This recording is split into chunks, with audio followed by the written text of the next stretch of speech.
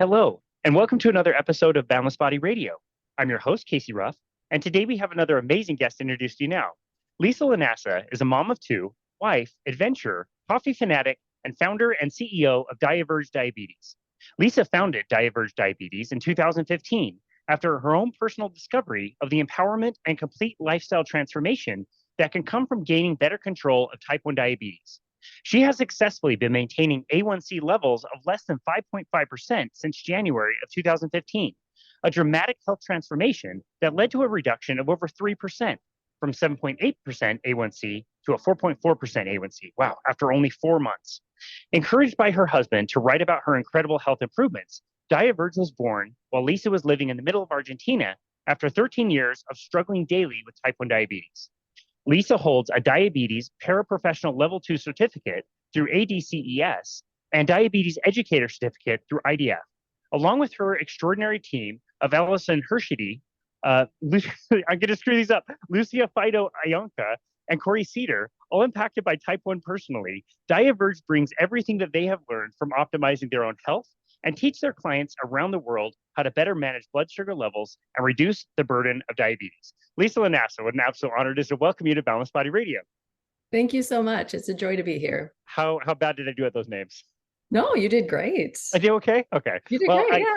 We were talking about some of the countries that we both lived in, and I lived in Brazil, so I'm fluent in Portuguese. I'm trying to pick up Spanish, and one of the hardest things is just like the sounds, like the J, it's just so different, and the two L's together, like I always give that stuff up. So I appreciate you helping me before the episode to get those right. You did a beautiful job. Thank you. Thank you so much. It was awesome to meet you in person a few weeks ago at the conference, the Symposium for Metabolic Health in San Diego. What a wonderful time there. And it's so fun to be in health conscious kind of conventions like that or conferences like that, because you see a disproportionate number of people doing other healthy habits and behaviors, including wearing barefoot shoes. And you and I bonded over our minimalist footwear, which was awesome. Tell us a little bit about how you found minimalist footwear. Let's see. It goes back 20 years, honestly. So Wow. I wasn't actually wearing minimalist footwear at that point, but I was having problems with my feet. So I was, in my mid-20s. I had my first office job. I was wearing heels most of the time. Granted, I'm tall, so I was wearing modest heels, but I would come home with horribly painful feet, realize I was developing bunions, saw a podiatrist at that point and said, well, yeah, we could do surgery, but you're going to be out for 6 weeks for each foot. And I said, that's impossible. I can't do that. So they said, well, the other option is just wear more sensible shoes. Period. That's it. Wow. So I thought, okay, what's more sensible shoes? Okay, I had a pair of old Birkenstocks from high school, so those are certainly sensible. I'll start wearing those a little bit more, and I'll get rid of most of my heels and maybe go towards flats. And I wore what I thought were sensible shoes for years, but it started getting in the way of my physical activity. I used to do HIIT workouts. I've been a runner for, well, off and on for probably, I don't know, 7, 8 years. And my feet were just, it was just impossible to sustain that level of activity with standard footwear. So I said, okay, well, I've heard of minimalist shoes. They usually have a wider toe box. So I'll move towards that. And it was amazing. It was such a great change. But of course, I only wore those for my workouts. And then I would go directly back to my sensible flats. And so I wasn't really making any headway. And then I started doing some research and found, okay, well, there's this whole movement around minimalist shoes and barefoot shoes. Well, maybe I should start considering that. And then I had a foot injury, which was not, well, maybe somewhat a roundabout sort of injury based on my barefoot status. I dropped a scissors on the top of my foot and I severed a tendon. And so I was in a cast for 3 weeks after emergency surgery and was in, 12 weeks of rehab after that, physical therapy. And I couldn't fit into any of my standard shoes because they were just too narrow and my foot was big and it was swollen. And And after surgery, they're like, well, your foot might never go back to the same size it was. You're probably going to have to get wider shoes. And I thought, maybe this is my sign. This is the universe telling me that I just have to take the leap. And that's really what pushed me towards wearing barefoot shoes all the time. Wow, that's amazing. Yeah, it's a difficult day when you realize you have to make that transition. You have to ditch all the other shoes you've spent so much money on. But I've not talked to a single person who's transitioned that would ever go back. Nobody, once they transition, would never go back. It is 100 times worth it. I am now recommending at least a wider toe box for everybody, particularly people with type 1 diabetes, because of the chances of foot injury and those not healing well. And so it's just so important, I think, for all of us. And I feel better, my whole body feels better because my feet feel better, because my feet aren't red and painful and swollen after a long day, and my whole body feels stronger because my feet are stronger. It's just amazing. I never knew that just gaining control of my foot health would have such an impact. Yeah, it's life-changing. Absolutely amazing. We're going to park the discussion around type 1 diabetes and footwear, because I think that's fascinating. You and I bonded over that as we were talking about footwear, and you shared some information with me that I had never made connections about. So I think that's fascinating. So we're definitely going to save some time to come back to that if we hear your story. Great. Before we do that, I just recorded an episode with a few of my friends who attended the Symposium for Metabolic Health in San Diego. And we were talking about, some of the things that really stood out to us, some of the special moments. What were some moments that really stood out to you? Or was there like a particular talk that you really enjoyed? The whole first day talking about mental health issues was incredible. And I've suffered with mental health issues and had some really dark times as a result of that. And I see so many people within the type 1 diabetes community also suffering from those issues. And in fact, I'm a part of a graduate program right now working on health education and behavior. And I'm writing a paper on diabetes burnout and distress and mental health issues within the type 1 diabetes community. And it is rampant. It is so widespread. And this is just something that isn't addressed, particularly with standard diabetes management. So having that, having all those stories from the first day of the symposium, and having that, those examples, both within the science and within the personal stories, that low carb management or ketogenic a diet, managing your food, managing your inputs can drastically improve mental health.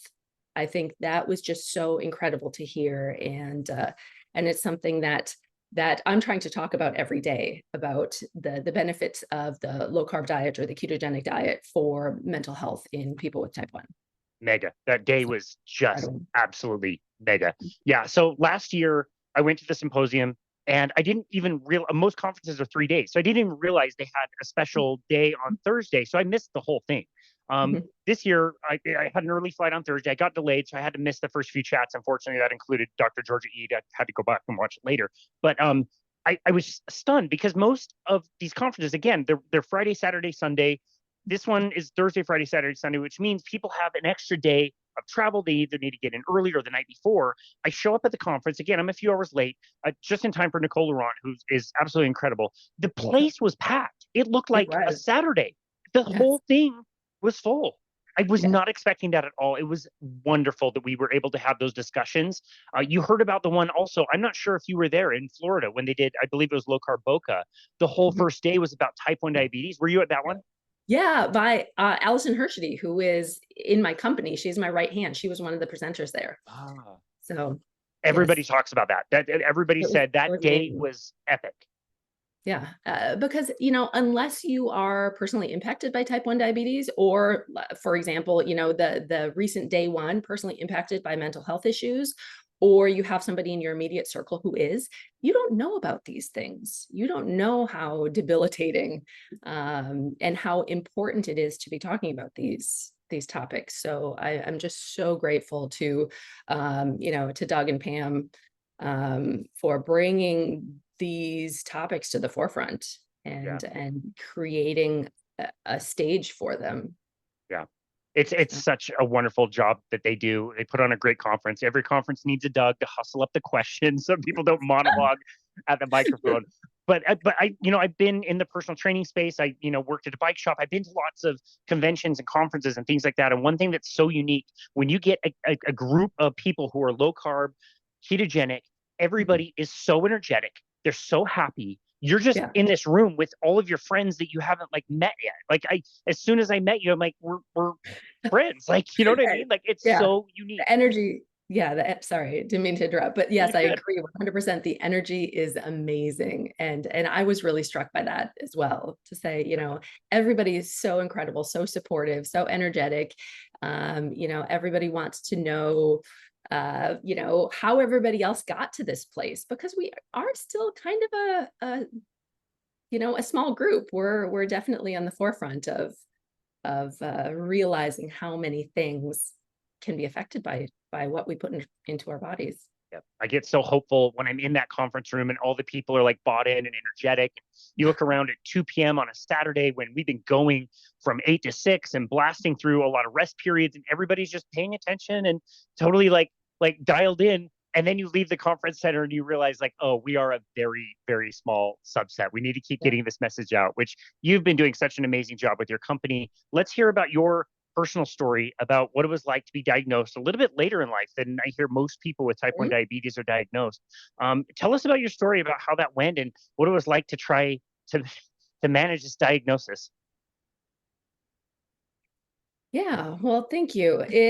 I was diagnosed in my early 20s, and I, had graduated from college, was setting up a life on my own, and then this diagnosis kind of was thrown at me. I wasn't completely blindsided by it though, because I grew up in a family with type 1 all around me. So my mom and my brother are both type 1s, and my mom was diagnosed when I was 5 and my brother when I was 10.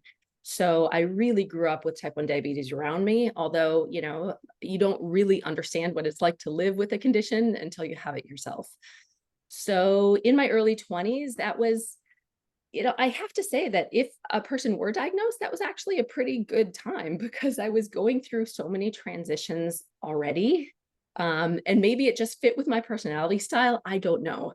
But I was trying to create this new life for myself as an adult. And it was just like, okay, well, this is one more thing that I have to kind of transition to. So it seemed to kind of fit with some of those other life transitions that were happening at the time. But I soon realized that it was a lot harder than I ever anticipated. I didn't get any diabetes education in the beginning. The doctor said, go talk to your mom, talk to your brother. I didn't live at home anymore. I wasn't near them physically. This was in the early 2000s. And, I wasn't just going to hop on a video chat like I could now and say, hey, mom, tell me everything you know. So that was, I think, a real disservice. And I was kind of just thrown out to figure it out on my own. And over the course of 10 years, I was starting to have health issues. During that time, I had my first child, which I was able to get my blood sugar levels pretty tightly controlled. I can't say really tightly controlled, but not according to my level of control now. But I was able to get my blood sugar levels controlled, healthy pregnancy, everything went well. But I had been dealing with depression, with medication for depression for, that whole time I was diagnosed. And I really now attribute that to blood sugar dysregulation and the effect that that has on pretty much, every cell of your body, including your brain. So that was, looking back on it, that was a really interesting, but a very tough time for me. Through that time, we moved abroad. First, we moved to Uruguay, then to Argentina. And, by all external views, I was doing well. Here I had one baby. I was living the life that I wanted. I was kind of creating this lifestyle that fit me and my husband. And, we were living our best lives, right? But it was also this one specific time I was living in the mountains of Patagonia, and I was living in paradise. It looked like Tahoe. It was just gorgeous. I was there for kind of an extended holiday. We spent 4 months there, and I was suicidal. And I directly attribute that at this point to blood sugar variation, because, I was thinking, oh, well, I'll just follow what my doctors say. I'll eat whatever I want. I will give myself insulin for it. And that's what I'm supposed to do. I'm following directions, right? They never talked about watching what you ate, controlling your carbohydrate level. That makes diabetes management easier. No, I didn't know that. So I was, making scones every day and eating this, glorious jam and preserves that were available there. And I was, going out for these hikes, and it was wonderful, but then that would make my blood sugar level crash. So my blood sugar level was 400, and then it was down to 40. And I remember waking up in the middle of the night and, barely dragging myself to the kitchen because I was having a low blood sugar level, and like eating absolutely everything I could. And then my blood sugar spikes again. And it was a horrible existence. So I really struggled with that, and kind of the contradiction between outward appearances and what was really happening inside. And it was somewhat shortly after that I hit rock bottom and said, okay, there has to be a better way. There has to be something else out there that I can do. I'm following what my doctors say, but this obviously isn't working. And whenever I brought that up to my doctors, they would say, oh, just give yourself a little bit more insulin, or, you have to pay more attention, or you're not doing things right, or something like that. And they never really gave me actionable tools to be able to gain control of blood sugar levels.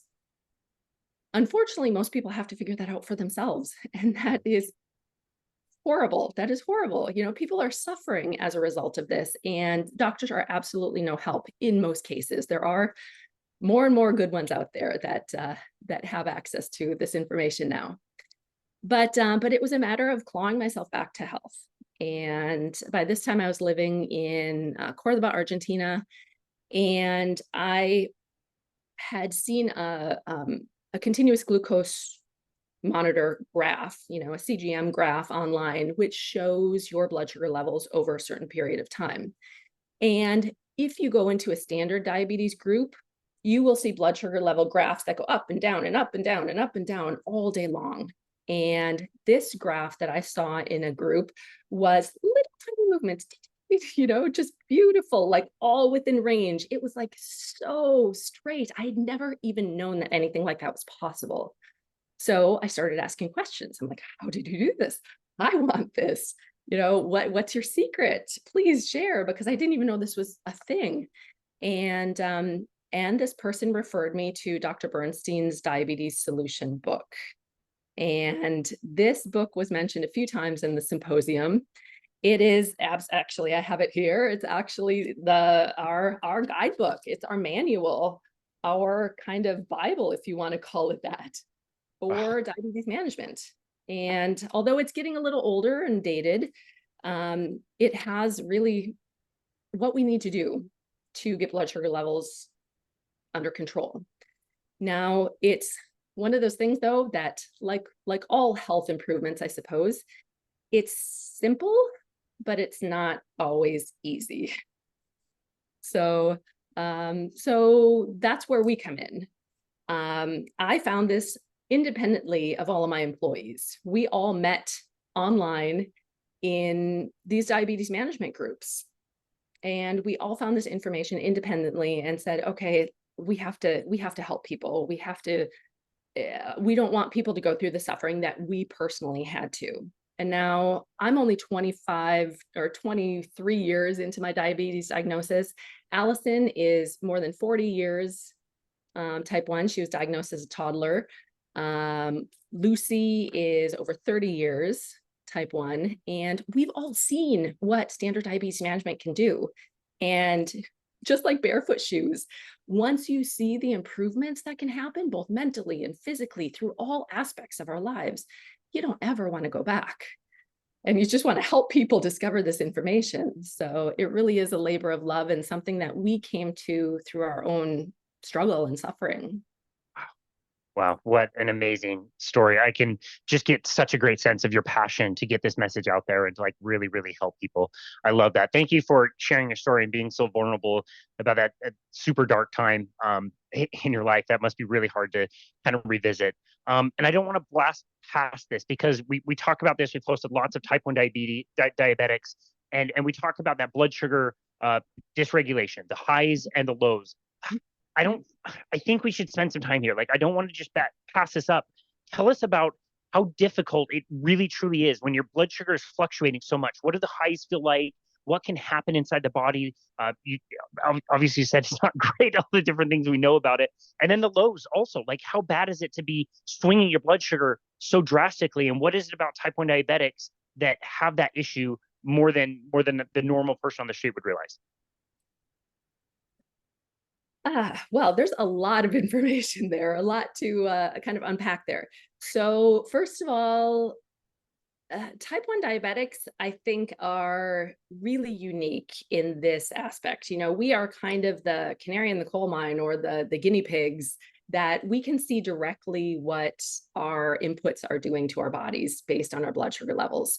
So in that respect, I feel like that gives me power. You know, some people are like, oh my gosh, there's all this data that you have to, you know, sift through every day. I'm like, no, I've never considered myself a scientific person or a, you know, medically minded person. I'm creative. I want to, you know, do art and poetry and writing and things like that. But oh my gosh, having all this data at my fingertips, I find incredibly interesting and empowering. So first of all, high blood sugar levels usually come from, you know, the food we eat or stress. There are, you know, an adrenaline rush will increase our blood sugar levels. When I used to do HIIT workouts, I had to give myself insulin because within the first 5 minutes of a you know, high intensity workout, blood sugar level would be skyrocketing.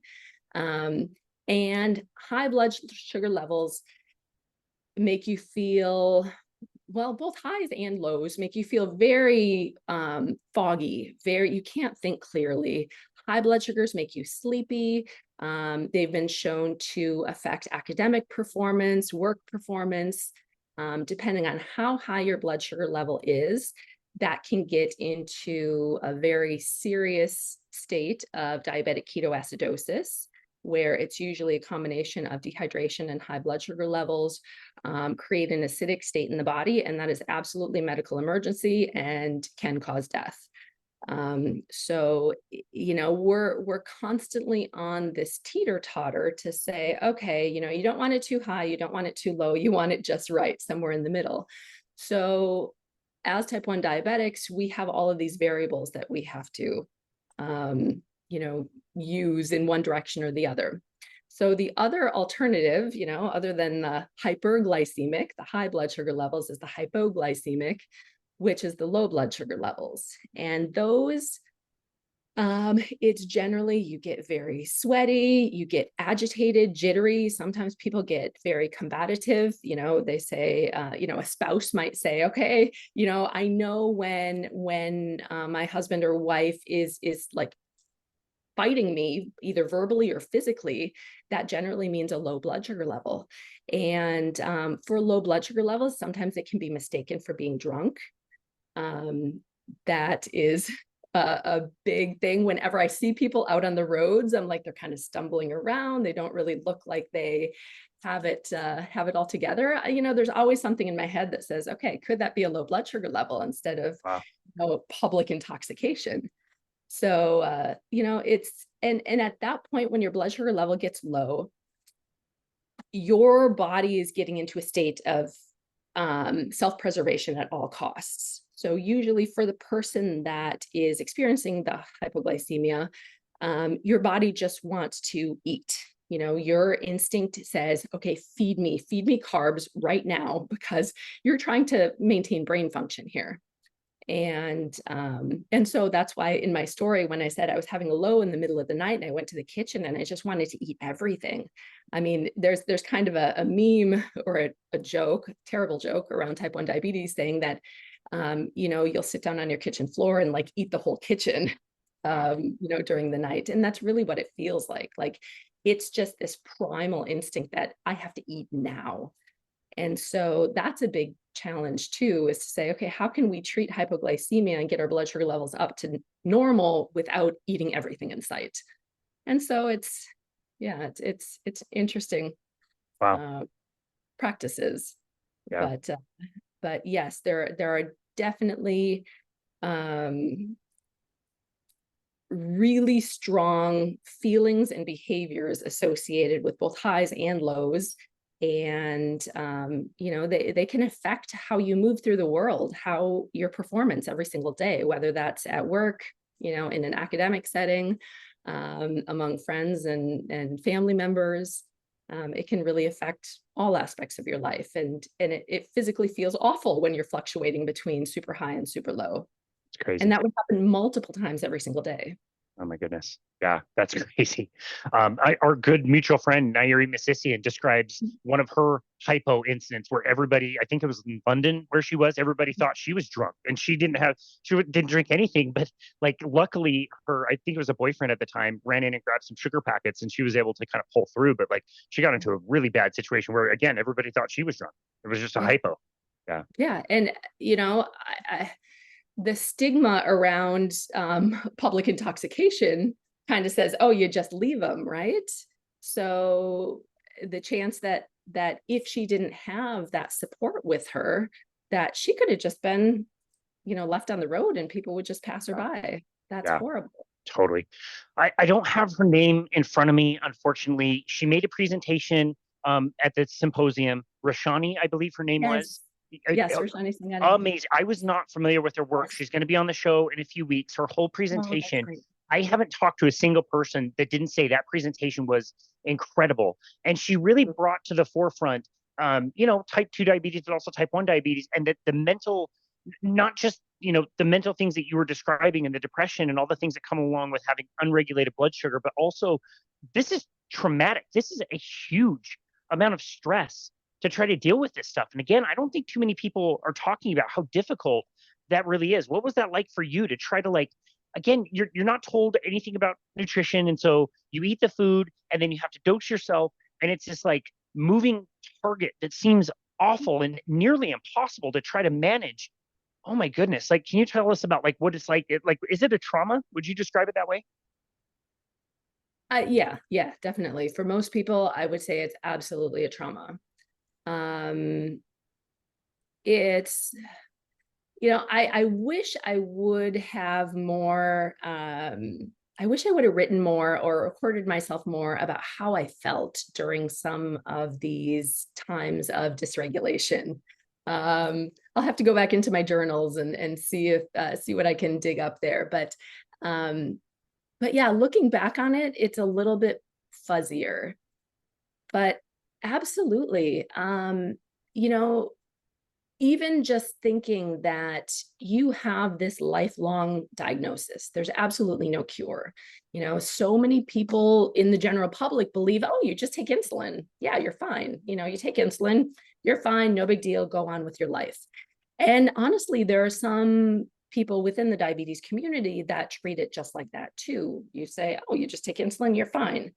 But we know that people with diabetes do not have good outcomes. They just don't. You had asked the question about the effects of high and low blood sugar levels, and I realized that I didn't get into that.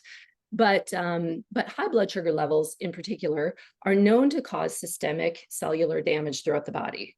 Over time, those are the long-term diabetes complications that people always talk about. That causes heart disease and neuropathies throughout the body, loss of feeling in your feet. That was one of the things that I touched on with some of the diabetic foot conditions and the need for wide-toed shoes. It can cause eye issues and blindness. It can cause all sorts of things that really diminish the quality of life, and those are considered normal. And having a diagnosis that you're thinking, okay, I might only have 10 years or 10 good years, excuse me. So having a diagnosis where you think you might only have 10 good years and then your health is going to be going downhill from there, that's a huge mental load. And doctors don't help. They're the ones that are telling you that, yes, this is a progressive disease. You're going to have health issues as as your duration of disease is longer. And that's just how it goes. That's a huge mental burden. Yeah. Wow, that's so crazy. Okay, so I'm not much of a thrill seeker. I don't like roller coasters. You're describing a roller coaster up and down and up and down and up and down. Mhm. I prefer the latter thing that you described, which is much flatter. Like I'll take that all day. Tell us, as you were learning about low carb, how to manage low carb for type 1 diabetes, how did that start to make everything so much better? Was it just as simply as like carbohydrates are not essential, you need some to help manage type 1 diabetes, but if you keep that at a much lower level, are the targets just so much easier to hit? Yes, the targets are so much easier to hit. Dr. Bernstein talks about the law of small numbers. And this blew my mind when I first read it. Although I didn't start Dr. Bernstein's program right away, I was in denial for about a year. I said, okay, well, it makes sense, but it's for other people. That's not for me. I love my scones and my pasta and my bread, and nobody's going to take that away from me.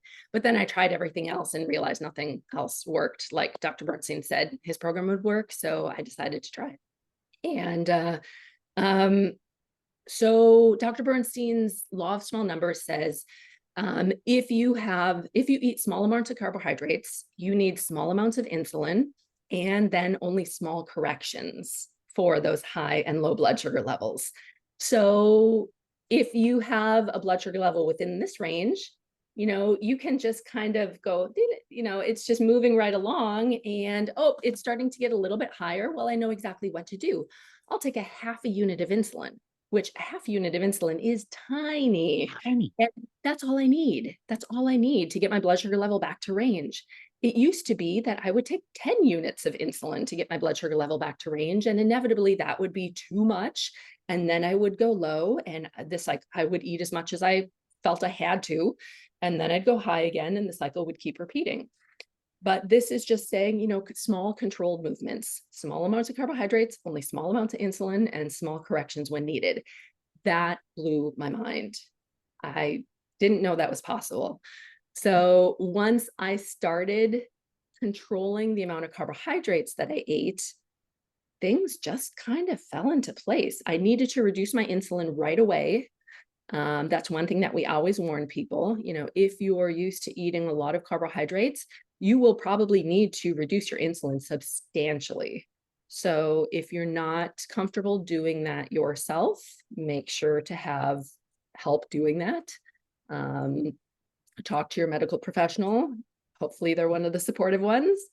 But it just takes away so much of the mental load. It takes away so much of the struggle. I'm not fighting highs and lows every day. I'm not hating myself because how I act when I'm high or low. I have this self-empowerment that says, oh, okay, my blood sugar level is just a little bit high. I know exactly what to do. It'll be totally fine. No stress. So it is like a night and day difference between what standard diabetes management teaches us and what we can achieve with controlling our carbohydrate intake. Yeah, that's amazing. Okay, so what you're describing seems to me to be very logical. Like that makes a lot of sense. Made sense to you. You resisted it. Yeah, right. Like makes sense. Why is this not taught? Why do you have to find books and find groups? And like, why are there so many people, like everybody on your team that's like in silos and all independently came to this conclusion? Why is this not taught? That's a really interesting question. And I don't know that there's a good answer. I have another book here by one of our presenters, Gary Taubes. He just wrote a book called Rethinking Diabetes. So good. And I am about halfway through with it right now, but he talks about all of the historical changes of diabetes management, how they came to be, and the reasoning or not reasoning behind it. And so I'm really just learning about some of this for the first time and how the American Diabetes Association is still pushing carbohydrates for people that with type 1 diabetes, you have a carbohydrate intolerance. I mean, it is our bodies cannot process carbohydrates. We need to inject insulin. We are never going to be as efficient as our healthy body is at matching up insulin to food. You know, it's a really, really imperfect practice. So it would make sense that if you reduce your carbohydrates, everything gets easier, right? But no, that's not the recommendation. And in fact, many people who do go low carb, they get pushback from their doctors that we're going to get heart disease, we're going to have a heart attack, our our cholesterol is too high. There are all sorts of kind of knee-jerk reactions that people with type 1 get from their medical professionals when they say, hey, enough is enough. I'm going to target more normalized blood sugar levels. And then the doctors ask, well, how are you doing this? And if you mention low carb or keto, there's normally pushback.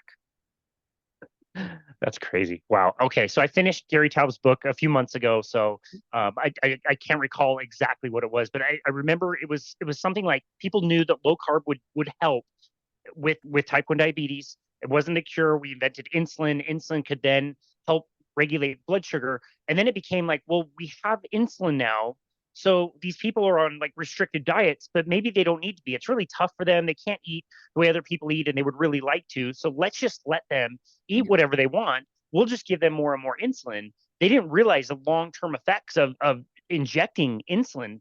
It's not like the magic cure. It helps you live, but it also causes a lot of problems down the road. And we just kind of went towards that as like the cure-all. Like, is that the way you understand it? That is, yes, you put it very succinctly there. But you'd think we've had 100 years of science since insulin was discovered and made publicly available in the 1920s. We've had 100 years of experience with this. We know that high blood sugar levels cause all the systemic damage. They cause the progressive nature of type 1 diabetes and the shortened lifespans. You would think that it would just, something would click for most of these people, and it hasn't. So we're still pushing against that and really trying to lead by example and show people that this is possible. Well, yeah. Okay, so you mentioned cholesterol, which I think is fascinating. There must be, since most type 1 diabetics are very lean, there must be a very high preponderance of people that do have high LDL cholesterol. They might find themselves classified as a lean mass hyperresponder. Is that true?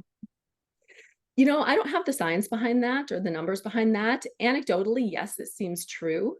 There is also kind of another subset of people that I fall into that have a lower than normal cholesterol. And my cholesterol never moved. And so something that I'm looking into is exocrine pancreatic insufficiency right now, which creates, it's a non-absorption through, lack of digestion of certain types of foods. And so that's something that some studies are saying 40 to 50% of people with type 1 diabetes have EPI, and we need to be supplementing with pancreatic enzymes. So that's also another interesting rabbit hole that could potentially be explored. Wow, that's really interesting. We had so many presentations again at the symposium. I think all of them deserve standing ovations, but one in particular got a standing ovation. That was Dave Feldman. Can you speak to some of his work and what he's uncovering about cholesterol and what that's meant to yourself or other people in the community? I actually wasn't present for Dave's presentation. I had to leave a little early. I did catch the online stream from the airport as I was heading out, but I actually can't comment on that because I am not the cholesterol expert. Now, if Allison were here, she is absolutely much more informed and much more knowledgeable on cholesterol than I am. She had some specific questions for Dave, which I appreciate, but so much of that goes over my head. I'm not the cholesterol expert at all. So I'll leave it to worries. No worries. That's fine. Tell us about how you started your work with diaVerge. How did that start? What was the nexus of that? And what was the goal that you were shooting for? First of all, like you said in the introduction, my husband suggested that I start writing about my experience first my struggle, then my reading Dr. Bernstein's book and pushback against it, because I was not an immediate convert. I was one of those people that was like, okay, you know, that's for somebody else who's really motivated. That's not for me. I can't do that. But then my eventual starting it and realizing that this was the miracle cure, not quite a cure, but the miracle solution that I was looking for. So he was really the push that I start writing about it. Soon after I started writing about it, I started a Facebook page. People started finding me. I didn't do any sort of advertisement. People found me. They wanted to know more about what I was doing. I was posting my blood sugar graphs, what I ate, articles about Dr. Bernstein, and people started asking for help. And so that's really where it started. It turned from a blog of me just sharing my stories into a consulting practice, to share what I did with people individually so that they could start putting these things into practice for themselves. Yeah. And that's really how it continued for a few years. And then Allison Herschede is actually one of the co-founders of Type 1 Grit, which is a Facebook page that is created by and for people who follow Dr. Bernstein's diabetes solution protocol. And so I knew of her from that community, and she was making a job transition. And I said, hey, you come work for me. You know, we can build something amazing here. So Wow. that really kind of changed the trajectory. She's a registered nurse and a certified diabetes care and education specialist. And like I said earlier, she's had type 1 herself for 40 years, or over 40 years. Yeah. Wow. What a cool transition. I mean, I'm sure obviously you had no idea what this was going to become in the beginning, but especially like to think that now you have a team, employees, like it's so cool to be able to grow into what you are today. Yeah, it's wild. It has been 9 years. So a lot of this growth has been slow, but it's been steady. And I'm just so grateful to be able to do this and get this information out. That's amazing. What is your vision for the future as far as the company goes? We are currently building an online platform for all people with diabetes, type 1, type 2, LADA, gestational, type 3C, which nobody talks about at all, MODY, all of the different forms of diabetes. And it's called Your Diabetes Circles.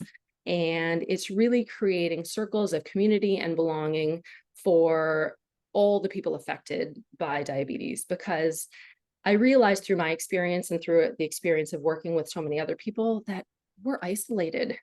You know, we may or may not know anybody in our everyday life that has diabetes. And even if we do, chances are we manage it differently.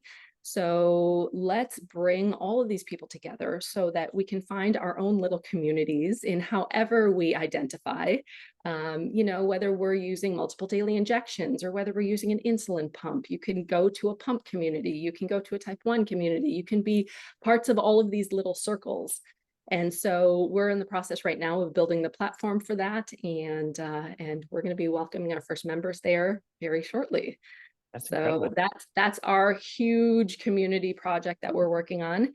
And other than that, we run one-to-one coaching and a bunch of various programs that we have every single year. And I'm just excited to keep working on those and keep working on some of these other projects that we have going on.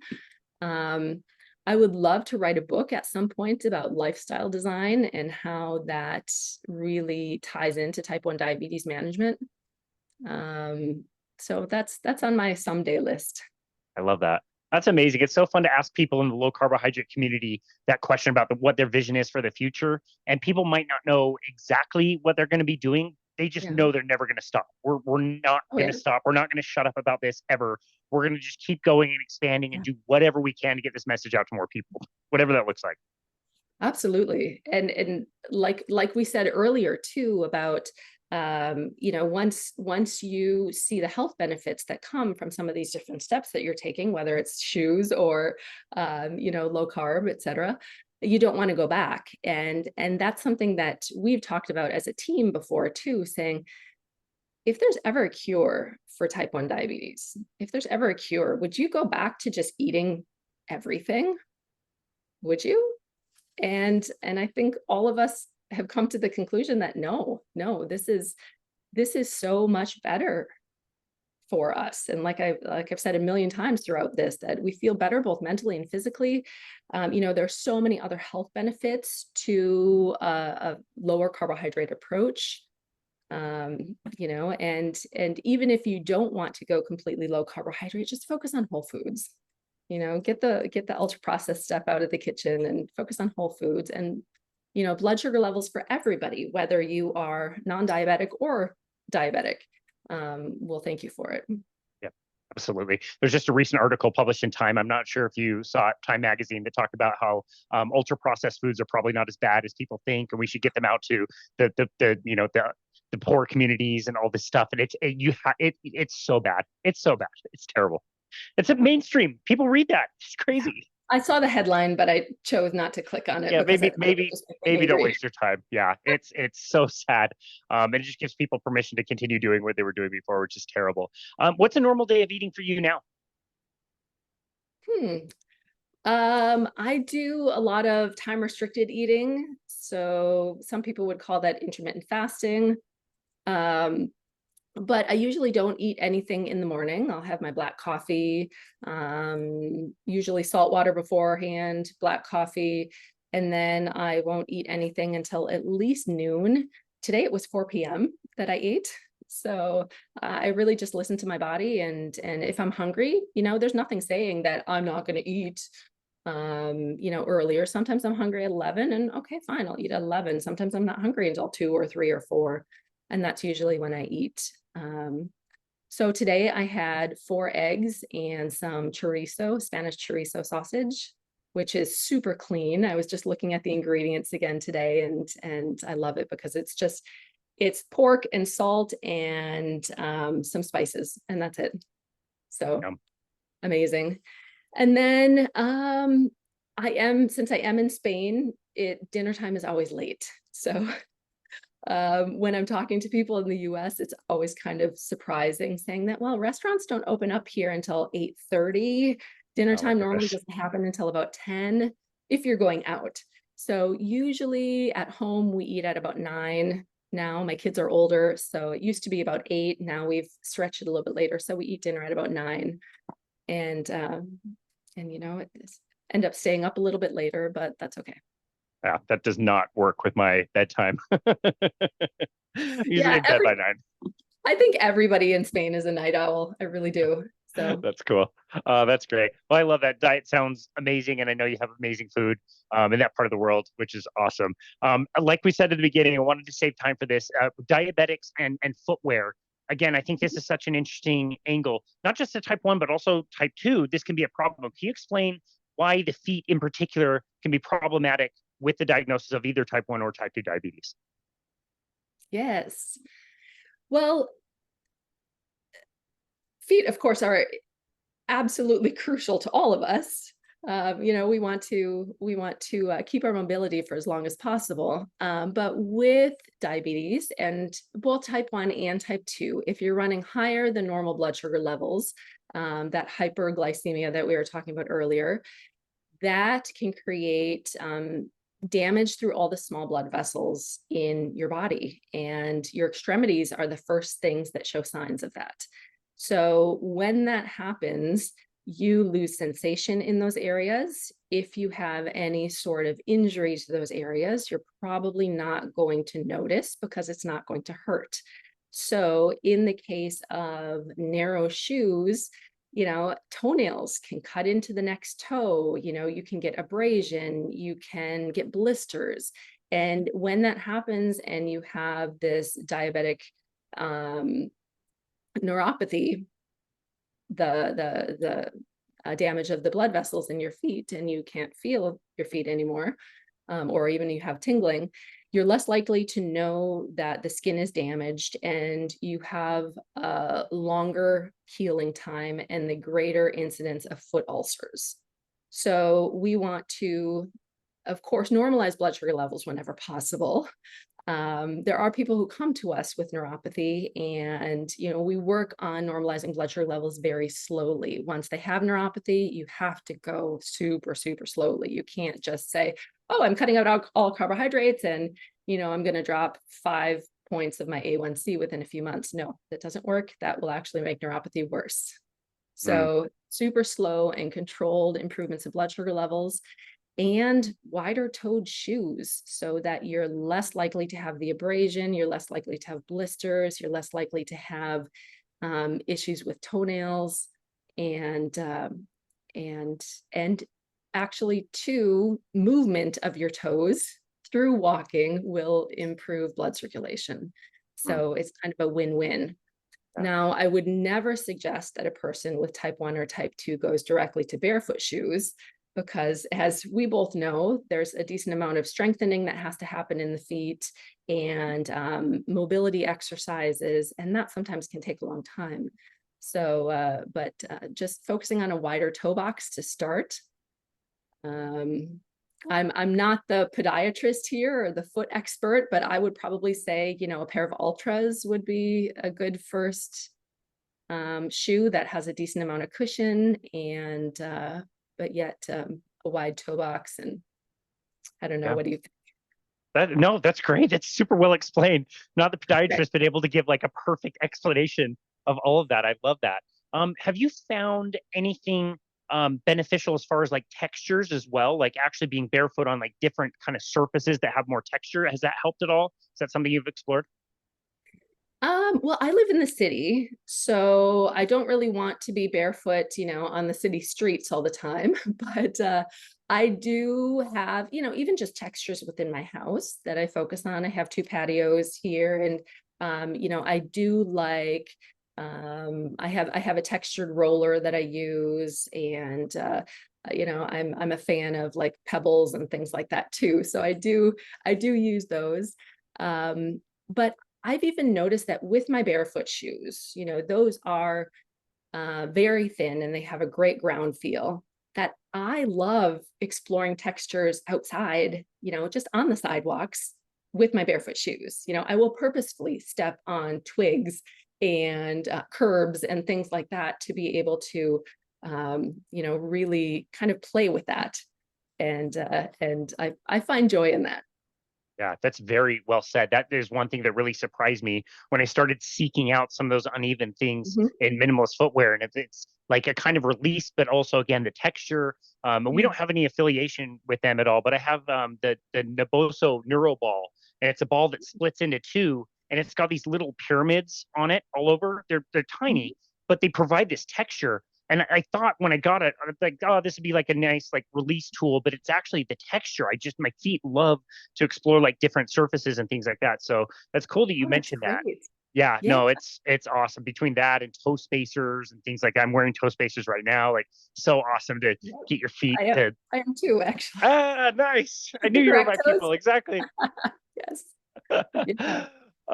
That's great. Yeah, no, it's great. Did you notice also that when you gave your feet more room, your feet were then able to take up more room? They actually got wider, stronger, more muscular in that sense? Yeah, absolutely. And it's so interesting because as a female, it's kind of a societal norm or expectation that you'll have these, long, graceful, narrow feet. And so there's some deprogramming that I've had to do to say, okay, you know what? This is better. This is so much better. I've always liked being strong. And now to know that my feet are strong too, that is so much better than this, this idea that you have to have these narrow feet. But honestly, I think my feet actually look better too, because they're not so red and inflamed. I used to take off my shoes at the end of the day and my feet would be beet red, just because I was normally barefoot within these, tight flats. And so now my feet aren't red anymore. They're not irritated looking. I take my shoes off and they just look healthy. Yep. So that in itself is amazing. That's awesome. I love that. Okay, kind of last question. You mentioned earlier that you kind of tend more towards like running, and that sort of thing. Do you do any kind of strength training as part of your routine? I used to. I have kind of slid off of that with my graduate studies and, just life gets in the way sometimes. So I really haven't been doing any of that recently. I just need to get back into it. Yeah, fair enough. Fair enough. Did hearing Dr. Ben at the symposium like get you a little bit extra motivated to do some strength training? Yes, and I actually did his workout one morning. That was Oh, really cool. interesting to see the impact on blood sugar level and ketones. Oh, That interesting. What was the impact? it was nothing. It was Wow. amazing because, like I said earlier, the when I used to do HIIT workouts, it would be an immediate cortisol, adrenaline rise, and I'd have to take insulin before starting each workout. I had it down to a science with these specific classes. I would inject 1 unit of insulin at the very beginning of the warm up for these classes, and that would kind of keep blood sugar levels, controlled. But through one of Dr. Ben's workouts, zero blood sugar level rise. It didn't have any ketone rise from the beginning to the end, but then did see a pretty substantial ketone rise after about 4 hours. I was still fasted at that point, so it could have just been the extended fasting, but it's something that I'd want to try more. Yeah, interesting. Well, he's amazing. I bought his book. We've talked several times. He's just an awesome guy. I train in that style, so I do that sort of workout myself and train my clients in that way as well. But I've not done actually Ben's, full workout. How hard was it? It was, I think we got kind of a light version of it. Okay. Because it was just a kind of a random group of people. They didn't know anything about us. We just showed up, and I think some of the weights maybe could have been heavier, or the bands could have been heavier. So I can't really say how hard it was versus how hard it should have been if it were, say, an individual session that was tailored directly, specifically to me. Yeah. So it was hard. It was substantial. I was very happy when it was done. Let's just say that. But We'll just say that. but I think based on Doug's video, it certainly, I was not working anywhere as hard as what Doug was working in his video. Got it. Yeah, I watched that and it looks like he was getting pushed tremendously, which is why I wanted to ask you. Yeah, I was scared when I saw that video, but That's it was. funny. Okay, well, that's great. Lisa, this has been a wonderful conversation. We've been able to explore some things that we haven't ever talked about on the show. So I really, really appreciate it. I'm so glad I got to meet you and have a new friend halfway across the world at this point, but so glad to see you. I'm looking forward to bumping into you, I'm sure, at other conferences in the future. But for now, where would you like people to go to find you and connect with you and your work? I am at diaverge.com, diaverge, and diaverge diabetes on Instagram and Facebook. Excellent. We will link those in the notes. That will be very simple. And like I said, this has been a wonderful conversation. I really appreciate your insights and unique experience. And it, again, like so many people in this community, the desire to share, you just cannot keep this message in. You just want to get this out to more people and to go to the extent of starting your own company and hiring people and all this stuff is just absolutely amazing. So I really respect you and respect your work. And thank you so very much for taking time to be on our show today. We really appreciate you. Oh, thank you so much, Casey. This has been a pleasure. I am just so happy to be here. So thank you. Well, you're very welcome, and we really appreciate this conversation. And this has been another episode of Boundless Body Radio.